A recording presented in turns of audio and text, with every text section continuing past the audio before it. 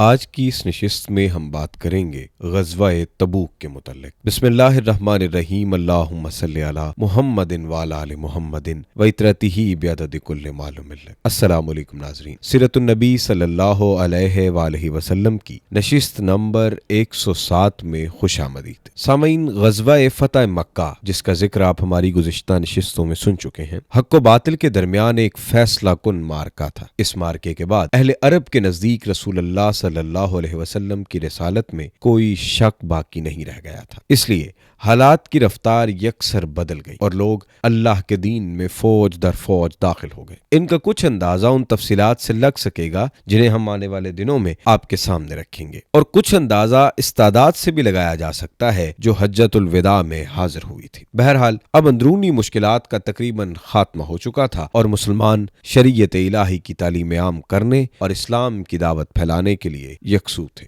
مگر اب ایک ایسی طاقت کا رخ مدینہ کی طرف ہو چکا تھا جو کسی وجہ جواز کے بغیر مسلمانوں سے چھیڑ چھاڑ کر رہی تھی۔ یہ طاقت رومیوں کی طاقت تھی جو اس وقت روئے زمین پر سب سے بڑی فوج اور قوت کی حیثیت رکھتی تھی۔ پچھلی نشستوں میں یہ بتایا جا چکا ہے کہ اس چھیڑ چھاڑ کے ابتدا شرحبیل بن عمرو غسانی کے ہاتھوں رسول اللہ صلی اللہ علیہ وسلم کے سفیر حضرت حارث بن عمیر ازدی رضی اللہ تعالیٰ عنہ کی شہادت سے ہوئی تھی، جبکہ وہ رسول اللہ صلی اللہ علیہ وسلم کا پیغام لے کر بصرہ کے حکمران کے پاس تشریف لے گئے تھے۔ آپ یہ بھی سن چکے ہیں کہ نبی اکرم صلی اللہ علیہ وسلم نے اس کے بعد حضرت زید بن حارث رضی اللہ تعالیٰ عنہ کی سرکردی میں ایک لشکر بھیجا تھا جس نے رومیوں سے سرزمین موطا میں خوفناک ٹکر لی، مگر یہ لشکر ان متکبر ظالموں سے انتقام لینے میں کامیاب نہ ہوا۔ البتہ اس نے دور و نزدیک کے عرب باشندوں پر نہایت بہترین اثرات چھوڑے۔ کثر روم ان اثرات کو اور ان کے نتیجے میں عرب قبائل کے اندر روم سے آزادی اور مسلمانوں کی ہم نوائی کے لیے پیدا ہونے والے جذبات کو نظر انداز نہیں کر سکتا تھا۔ اس کے لیے یقیناً ایک خطرہ تھا جو قدم بقدم اس کی سرحد کی طرف بڑھ رہا تھا اور عرب سے ملی ہوئی سرحد شام کے لیے چیلنج بنتا جا رہا تھا۔ اس لیے قیصر نے سوچا کہ مسلمانوں کی قوت کو ایک عظیم اور ناقابل شکست خطرے کی صورت اختیار کرنے سے پہلے کچل دینا ضروری ہے تاکہ روم سے متصل عرب علاقوں میں فتنے اور ہنگامے سر نہ اٹھا سکے۔ ان مصلحتوں کے پیش نظر ابھی جنگ موتا پر 1 سال بھی نہ گزرا تھا کہ قیصر نے رومی باشندوں اور اپنے ماتحت عربوں یعنی آل غسان وغیرہ پر مشتمل فوج کی فراہمی شروع کر دی اور ایک خونریز اور فیصلہ کن معرکے کی تیاری میں لگ گیا۔ ادھر مدینہ میں پے در پہ خبریں پہنچ رہی تھیں کہ رومی مسلمانوں کے خلاف ایک فیصلہ کن معرکے کی تیاری کر رہے ہیں۔ اس کی وجہ سے مسلمانوں کو ہمہ وقت کھٹکا لگا رہتا تھا کہ ان کے کان کسی بھی غیر مانوس آواز کو سن کر فوراً کھڑے ہو جاتے تھے۔ وہ سمجھتے تھے کہ رومیوں کا ریلا آ گیا۔ اس کا اندازہ اس واقعے سے ہوتا ہے کہ اسی 9 ہجری میں نبی صلی اللہ علیہ وسلم نے اپنی ازواج مطہرات سے ناراض ہو کر 1 مہینہ کے لیے ایلا کر لیا تھا۔ اب ایلا کسے کہتے ہیں؟ عورت کے پاس نہ جانے کی قسم کھا لینا، عورت کے پاس نہ جانے کی قسم کھا لینا، اور انہیں چھوڑ کر ایک بالا خانے میں علیحدہ ہو گئے تھے۔ صحابہ کرام کو ابتداً حقیقت حال معلوم نہ ہو سکی تھی۔ انہوں نے سمجھا کہ نبی صلی اللہ علیہ وسلم نے طلاق دے دی ہے اور اس کی وجہ سے صحابہ کرام میں شدید رنج و غم پھیل گیا تھا۔ حضرت عمر بن خطاب رضی اللہ تعالیٰ عنہ اس واقعے کو بیان کرتے ہوئے کہتے ہیں کہ میرا ایک انصاری ساتھی تھا، جب میں خدمت نبوی میں موجود نہ رہتا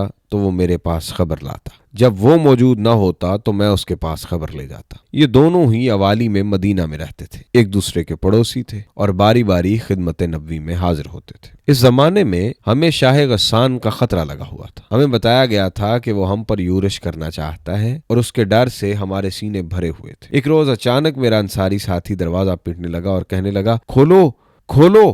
میں نے کہا، کیا غسانی آ گئے؟ اس نے کہا، نہیں، بلکہ اس سے بھی بڑی بات ہو گئی، رسول اللہ صلی اللہ علیہ وسلم اپنی بیویوں سے علیحدہ ہو گئے۔ ایک دوسری روایت میں یوں ہے کہ حضرت عمر نے کہا، ہم میں چرچا تھا کہ آل غسان ہم پر چڑھائی کرنے کے لیے گھوڑوں کو نال لگوا رہے ہیں۔ ایک روز میرا ساتھی اپنی باری پر گیا اور عشاء کے وقت واپس آ کر میرا دروازہ بڑے زور زور سے پیٹا اور کہا، کیا وہ عمر سویا ہوا ہے؟ میں گھبرا کر باہر آیا۔ اس نے کہا کہ بڑا حادثہ ہو گیا۔ میں نے کہا، کیا ہوا؟ کیا غسانی آ گئے؟ اس نے کہا، نہیں، بلکہ اس سے بھی بڑا اور لمبا حادثہ رسول اللہ صلی اللہ علیہ وسلم نے اپنی بیویوں کو طلاق دے دی ہے۔ اس سے اس صورتحال کی سنگینی کا اندازہ لگایا جا سکتا ہے جو اس وقت رومیوں کی جانب سے مسلمانوں کو درپیش تھی۔ اس میں مزید اضافہ منافقین کی ان ریشہ دانیوں سے ہوا جو انہوں نے رومیوں کی تیاری کی خبریں مدینہ پہنچنے کے بعد شروع کی۔ چنانچہ اس کے باوجود یہ منافقین دیکھ چکے تھے کہ رسول اللہ صلی اللہ علیہ وسلم ہر میدان میں کامیاب ہیں اور روئے زمین کی کسی طاقت سے نہیں ڈرتے، بلکہ جو رکاوٹیں آپ کی راہ میں حائل ہوتی ہیں وہ پاش پاش ہو جاتی ہیں۔ اس کے باوجود ان منافقین نے یہ امید باندھ لی کہ مسلمانوں کے خلاف انہوں نے اپنے سینوں میں جو دیرینہ آرزو چھپا رکھی ہے اور جس گردش دوراں کا وہ عرصہ سے انتظار کر رہے ہیں، اب اس کی تکمیل کا وقت قریب آ گیا ہے۔ اپنے اسی تصور کے بنا پر انہوں نے ایک مسجد کی شکل میں جو مسجد زرار کے نام سے مشہور ہوئی دسیسہ کاری اور سازش کا ایک بھٹ تیار کیا، جس کی بنیاد اہل ایمان کے درمیان تفرقہ اندازی اور اللہ اور اس کے رسول کے ساتھ کفر اور ان سے لڑنے والوں کے لیے گھات کی جگہ فراہم کرنے کے ناپاک مقصد پر رکھی، اور رسول اللہ صلی اللہ علیہ وسلم سے گزارش کی کہ آپ اس میں نماز پڑھا دیں۔ اس سے منافقین کا مقصد یہ تھا کہ وہ اہل ایمان کو فریب میں رکھیں اور انہیں پتہ نہ لگنے دیں کہ اس مسجد میں ان کے خلاف سازش اور دسیسہ کاری کی کارروائیاں انجام دی جا رہی ہیں اور مسلمان اس مسجد میں آنے جانے والوں پر نظر نہ رکھیں۔ اس طرح یہ مسجد منافقین اور ان کی بیرونی دستوں کے لیے ایک پرامن گھونسلہ اور بھٹ کا کام دے رہی تھی۔ لیکن رسول اللہ صلی اللہ علیہ وسلم نے اس مسجد میں نماز کی ادائیگی کو جنگ سے واپسی تک کے لیے مؤخر کر دیا، کیونکہ آپ تیاری میں مشغول تھے۔ اس طرح منافقین اپنے مقصد میں کامیاب نہ ہو سکے اور اللہ نے ان کا پردہ واپسی سے ہی پہلے چاک کر دیا۔ چنانچہ آپ نے غزوے سے واپس آ کر اس مسجد میں نماز پڑھنے کے بجائے اسے منہدم کر دیا۔ ناظرین، آج کی اس نشست سے فی الحال اتنا ہی۔ آنے والی نشست میں آپ سنیں گے روم اور غسان کی تیاریوں کی خاص خبروں کے متعلق۔ مزید آپ سنیں گے کہ یہ معرکہ کس طرح سے سرزد ہوا۔ تب تک کے لیے اپنے میزبان سید ابرار ابو الحسن کو اجازت دیجیے۔ اللہ حافظ و ناصر۔